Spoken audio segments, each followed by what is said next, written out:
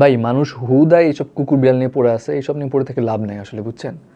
মানে ওই যে জাপান গার্ডেন সিরিজে যে কাহিনীটা হইলো, খাবারের লগে বিষ মিশায়া 6টা কুকুর এবং একটা বিলাই যে একদম প্রাণ শেষ করে ফেললো। আমার কলিগও সকালবেলা আসছে মনমরা হয়ে এইসব খবর দেখা। আমি বললাম যে ভাই এইগুলা আসলে লাভ নাই ভাই, একটু আবেগী কথাবার্তা। অনেক রিজন থাকতে পারে কুকুর বিড়ালকে এভাবে মেরে ফেলার। হয় ওরা জায়গা নোংরা করে, না হয় ওরা অনেক চেঁচামেচি করে, মানে ডিস্টার্ব করতে পারে, ঠিক আছে? এখন মাইন্ডসের এত টাইম আছে, এত ধৈর্য আছে এইসব আজেরা চেঁচামেচি টলারেট করার, এক্সট্রা পেইন মাথায় নেওয়ার দরকার কি? এর চেয়ে ভালো কাম খালাস করে দাও, তাই না? এই যে যেমন ধরেন যে আমি একটা উদাহরণ দিই।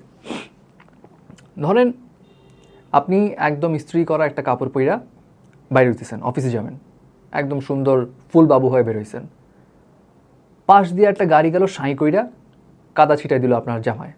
আপনি কি করবেন? চিল্লাইবেন না? দৌড়ায় যে গাড়িটা ধরবেন না? ধৈর্য একদম ড্রাইভারে বাইক করে দিবেন না কয়েকটা বসায়া? এটা তো করবেন, ঠিক আছে না? তারপর ধরেন আপনার বাসায় আপনার বাচ্চা কাচ্চা চিল্লাইতেছে, চেঁচাইতেছে, যখন ইচ্ছা তখন কাঁদে, যখন ইচ্ছা তখন হাসে, রাত জাগে, ঘুমাইতে দেয় না। আপনি কি করবেন? সহ্য করবেন? তুইলা দিবেন না এক আছাড়? দুধের শিশু তো কী হয়েছে, আছাড় দিয়ে একদম গুবাইর করে দিবেন, তাই না? তারপর ধরেন আপনার বাসায় বুড়ো লোকজন আছে, কাশে, অসুখ বিসুখ হইলে, হ্যাঁ, উঠতে পারে না, উঠাইতে হয়, তখন আপনি কি করবেন? ঘর থেকে বাইর করে দেবেন ডিরেক্ট।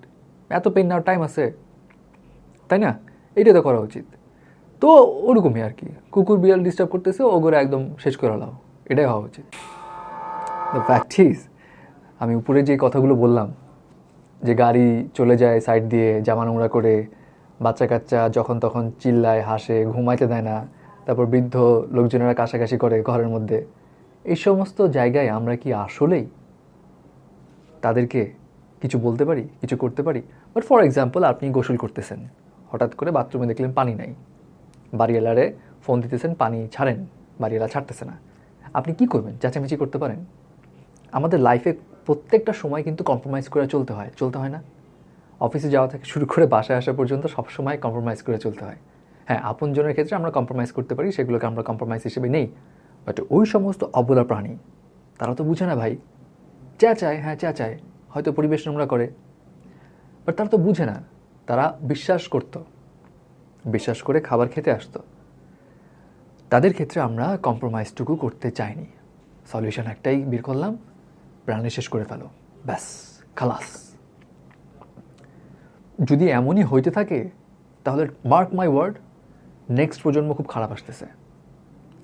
মানুষের এখনকার সময় ধৈর্য শক্তি একদমই নাই, একদমই নাই। এর পিছনে রিজন আমাদের ইমোশনাল বন্ডিং নাই। থাকবে কিভাবে?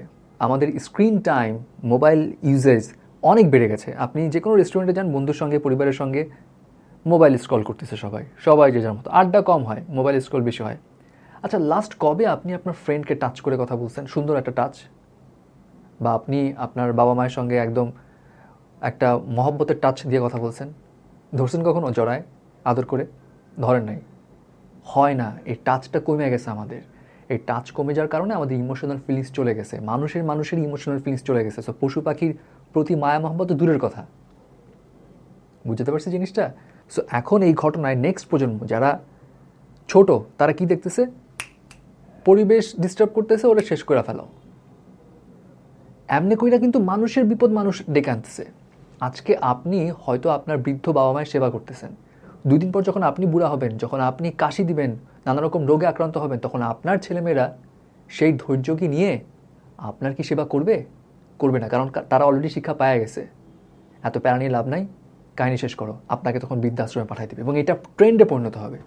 মার্ক মাই ওয়ার্ড, ট্রেন্ডে পরিণত হবে। কারণ আমরা মনুষ্যত্ব হারাই ফেলতেছি। ইমোশনাল যে অ্যাটাচমেন্ট, সেটা আমাদের ভিতর থেকে চলে যাইতেছে এবং সামনের দিন ভয়াবহ আসতেছে যদি এভাবে চলতে থাকে।